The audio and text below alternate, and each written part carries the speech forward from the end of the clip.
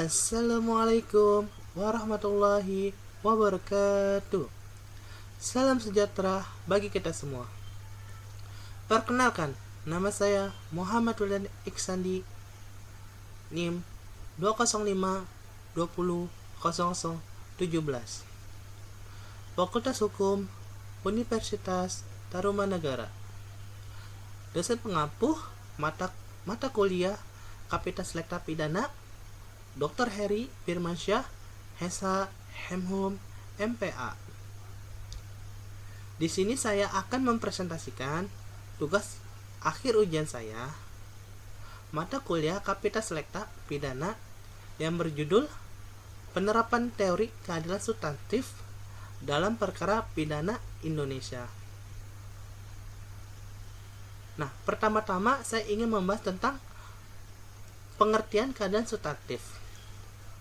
Nah, keadilan substantif yaitu keadilan yang terkait dengan isi putusan hakim dalam memeriksa, mengadili, dan memutus suatu perkara yang harus dibuat berdasarkan pertimbangan rasionalitas, kejujuran, objektivitas, tidak memihak, tanpa diskriminasi, dan berdasarkan hati nurani.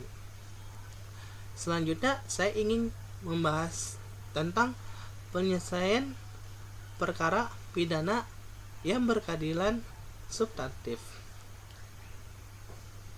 Nah, dengan berkembangnya permasalahan perkara pidana di Indonesia, maka mendesak perlu dicarikan bentuk penyelesaian yang mengutamakan keadilan substantif. Keadilan substantif ini akan menjamin kepentingan para pihak dan memulihkan keharmonisan sosial dalam masyarakat.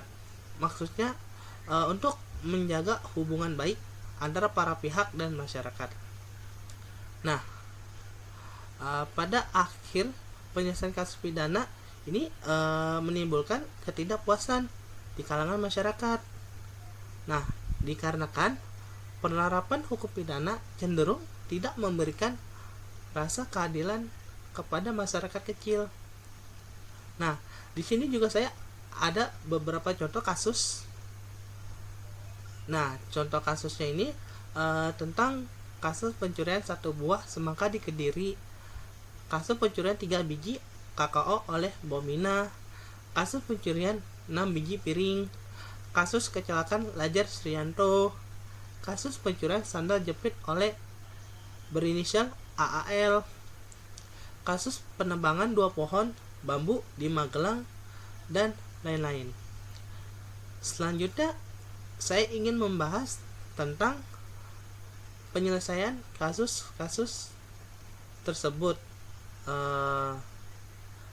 karena menurut saya itu kasus tersebut itu memberikan kesan bahwa perlakuan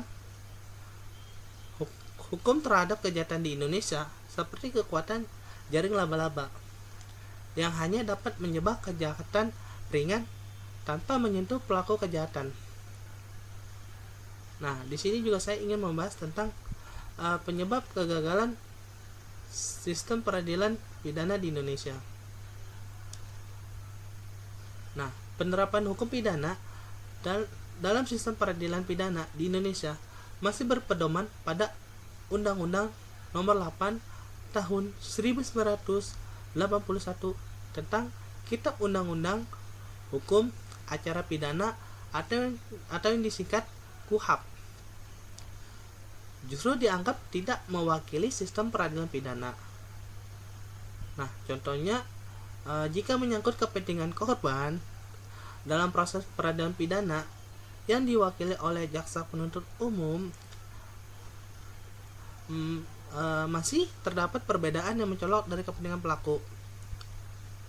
Oleh karena itu, tujuan hendak dicapainya dalam sistem peradilan pidana sebagaimana yang dikemukakan oleh Marjono Resodi Putro, yaitu antara lain menyelesaikan kasus kejahatan yang terjadi sehingga masyarakat puas bahwa keadilan telah ditegakkan agaknya tidak akan terlaksana secara baik. Selanjutnya saya ingin membahas tentang penyelesaian perkara pidana guna mewujudkan sistem peradilan pidana yang berkeadilan substantif. Saya ingin membahas secara umum. Nah, secara etimologis, sistem mengandung arti terhimpun antar bagian atau komponen. Subsistem yang saling berhubungan secara beraturan dan merupakan suatu keseluruhan. Nah, sedangkan peradilan pidana merupakan suatu mekanisme pemeriksaan perkara pidana yang bertujuan untuk menghukum atau membebaskan seseorang dari tuduhan pidana. Nah, kaitan dengan peradilan pidana ini, maka dalam implementasinya dilaksanakan dalam suatu peradilan pidana. Nah, tujuan akhirnya ini peradilan pidana tidak lain adalah pencapaian keadilan bagi masyarakat. Nah, di sini juga saya ingin membahas tentang pengertian sistem peradilan pidana, criminal justice system. Disebut juga dengan istilah law enforcement system. Menurut Muladi, sistem peradilan pidana harus dilihat sebagai open system, sebab lingkungan seringkali berpengaruh terhadap keberhasilan sistem tersebut mencapai tujuannya. Nah, sebagai contohnya, Muladi juga memungkapkan keberhasilan sistem peradilan baik di negeri Belanda maupun di Jepang dalam rangka masukkan crime rate disebabkan karena partisipasi masyarakat dalam sistem peradilan pidana yang sudah melembaga. Nah, sistem peradilan pidana criminal justice system pada dasarnya itu terbentuk sebagai bagian dari upaya negara untuk melindungi warga atau masyarakat dari bentuk-bentuk perilaku sosial yang ditetapkan secara hukum sebagai suatu kejahatan.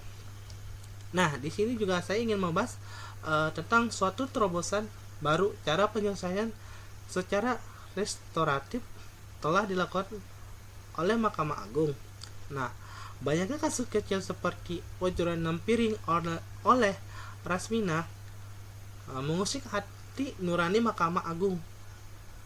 Mahkamah Agung telah mengeluarkan peraturan nomor 2 tahun 2012 mengenai penyesuaian batasan tindak pidana ringan dan jumlah denda dalam KUHP, atau yang bisa kita kenal itu Kitab Undang-Undang Hukum Pidana.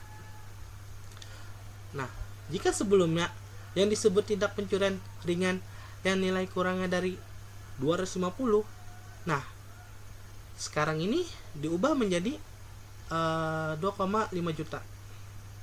Nah, dengan dikeluarkannya Perma, maka jika selama ini kasus pencurian seperti kasus Rasmina tidak bisa dikenakan lagi pasal 362 KUHP tentang pencurian biasa. Nah, kasus Rasmina harus dikenakan pasal 364 KUHP tentang pencurian ringan. Nah, bahkan Harifin Tumpa, mantan Ketua Mahkamah Agung, pun menilai perkara seperti Rasmina dan sandal jepit tidak perlu lagi orang itu ditahan. 1 hari sidang saja selesai. Nah, terobosan Mahkamah Agung ini bisa menjadi titik terang untuk mengembangkan ilmu hukum pidana dan juga sebagai bukti bahwa hukum itu untuk manusia, sehingga hukum mengikuti perkembangan peradaban manusia. Nah, demikian presentasi yang saya berikan. Semoga bermanfaat bagi yang mendengarkan dan membaca slide yang saya sampaikan. Kurang lebihnya mohon maaf apabila ada kesalahan dalam penyampaian dari saya. Saya juga berterima kasih banyak kepada Bapak Dr. Heri Firmansyah, Hesa Hemhum MPA selaku dosen pengapuh mata kuliah Kapitas Lekta Pidana, karena ilmu yang Bapak berikan sangat bermanfaat buat saya. Sekian dari saya. Wassalamualaikum warahmatullahi wabarakatuh.